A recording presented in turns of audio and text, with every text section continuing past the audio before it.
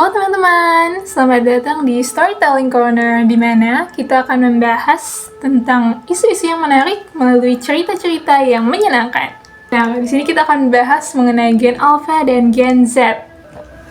Oke, karena Gen Alpha dan Gen Z ini adalah yang sekarang para pemuda lah ya, anak-anak muda yang nantinya akan memimpin bangsa ini di masa depan. Kenapa? Karena para pemuda ini suatu hari yang akan menggantikan milenial atau boomer lah, generasi boomer gitu, untuk memimpin bangsa ini ke depannya. Karena itu, topik mereka ini sangat penting, terutama mengenai apa? Mengenai masa depan bangsa, di mana salah satunya adalah permasalahan tentang bahasa Indonesia. Oke, kita akan langsung saja kepada cerita yang pertama. Cerita yang pertama adalah mengenai pentingnya bahasa Indonesia sebagai identitas dan kebanggaan. Tapi di sini kita nggak langsung masuk ke bahasa Indonesianya nih. Kita akan mencerita mengenai pentingnya bahasa terlebih dahulu. Cerita ini terjadi pada zaman dahulu. Beribu-ribu tahun yang lalu mungkin. Tidak ada yang tahu masa pastinya. Hidup seorang putri yang sangat cantik jelita. Ia tumbuh besar dibesarkan oleh kedua orang tuanya yang amat sangat menyayanginya. Putri itu tumbuh dengan kasih sayang. Hingga akhirnya, ia beranjak dewasa. Dan menjadi seorang putri yang bijak.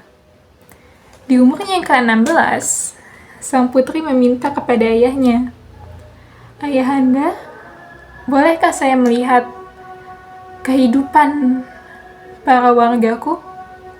Ayahnya mengizinkannya. Sang putri pun menyamar. Ia pergi ke kota-kota menggunakan penyamaran, menyelinap di antara para warga desa tanpa ada yang mengetahui identitasnya. Saat sedang bertamasya, berjalan-jalan melihat-lihat kota, sang putri itu mendapati suatu keanehan. Kalian tahu apa? Sang putri kesulitan berkomunikasi dengan warganya. Kenapa? Karena warganya menggunakan bahasa yang beraneka ragam. Di situ dia pun melihat tidak semua warganya bisa berbahasa kerajaan. Dia lalu melihat ada beberapa juga warga yang kesulitan berkomunikasi satu sama lain. Wow. Sang putri pun keheranan, kenapa hal ini bisa terjadi? Dia mencoba menemukan solusi. Sang putri pergi ke sebuah taman dan memikirkan, apa yang harus aku lakukan? Lalu, ia pun melihat 2 ekor kucing lagi berkelahi. Sang putri memperhatikan kucing tersebut. Kucing ini bisa berkomunikasi. Mereka memahami satu sama lain, padahal jenis kucingnya berbeda. Kenapa? Sang putri pun lalu memikirkan hal tersebut, hingga terbesit suatu ide.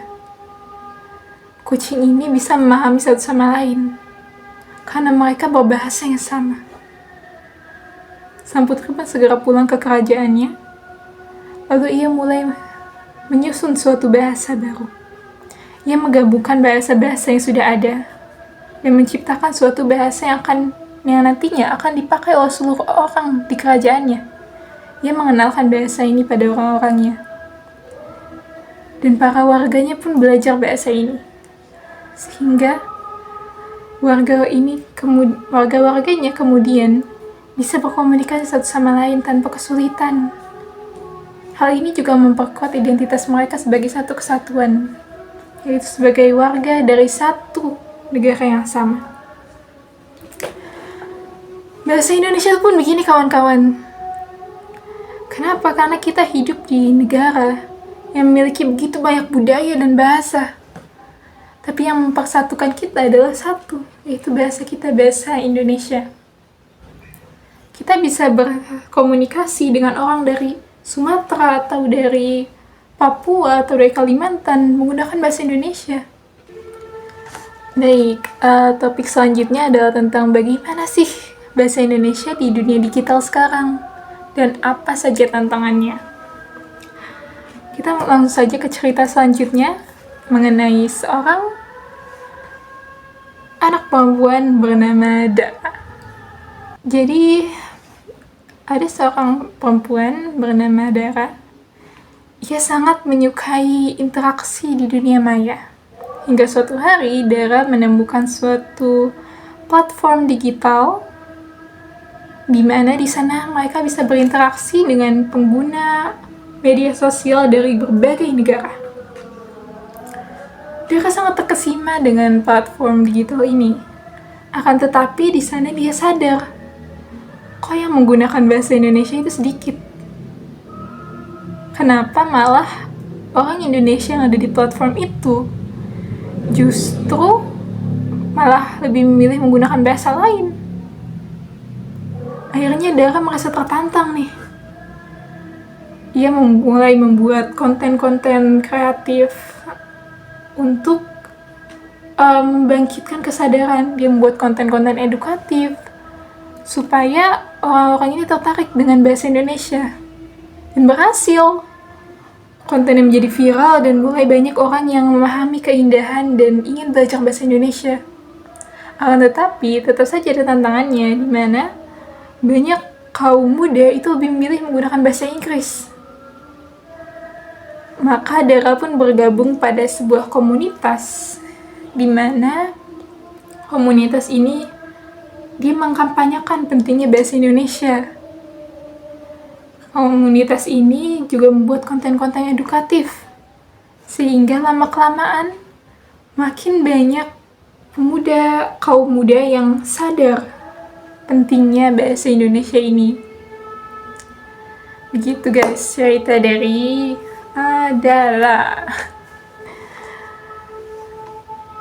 Bahasa Indonesia ini sangat penting. Kenapa? Karena di dunia digital itu kan biasanya banyak yang lebih memilih menggunakan bahasa asing justru, bukan bahasa kita. Nah, cerita Dara ini salah satu contoh langkah yang harus kita lakukan mengenai hal tersebut. Selain itu, bahasa juga sangat bermanfaat dalam mengembangkan potensi generasi muda, terutama bahasa Indonesia. Aku punya cerita lagi. Jadi ceritanya ada seorang pemuda yang itu terjadi pada zaman dulu juga. Ada seorang pemuda yang dia tuh pemalu sekali. Dia pemalu dan hampir tidak pernah berbicara. Akan tetapi, suatu hari ia bertemu dengan orang pandai.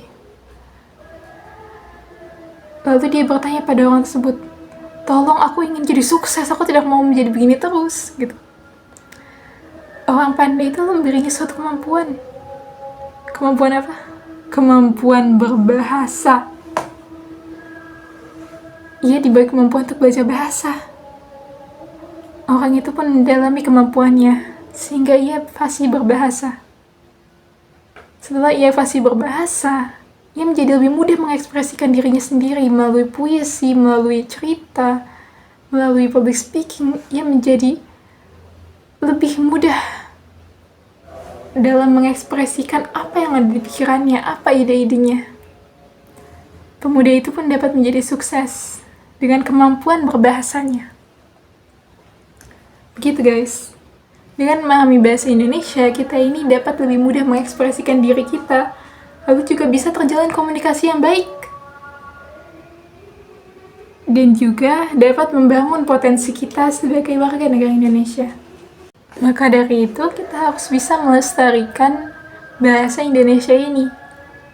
Topik selanjutnya nih, aksi nyatanya apa? Karena di zaman sekarang banyak sekali kata-kata slang atau kata-kata yang tidak baku lah gitu digunakan oleh kaum muda sekarang gitu. Maka sangat penting bagi kita untuk melestarikan bahasa Indonesia. Kenapa? Karena manfaat-manfaatnya tadi sudah disebutkan. Aksi nyatanya apa? Bisa dengan kisah kedua tadi. Kisah Dara. Bagaimana kita bisa membangun kesadaran para kaum muda tentang pentingnya bahasa dalam kehidupan.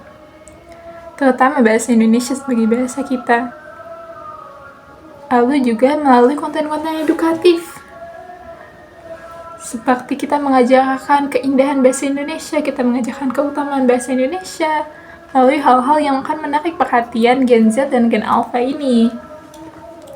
Maka dari itu, ayo sama-sama kita melestarikan, menggunakan, terlibat dan bangga dengan bahasa kita, bahasa Indonesia. Terima kasih atas waktunya. Semoga kalian menikmati cerita-cerita saya. Wassalamualaikum warahmatullahi wabarakatuh.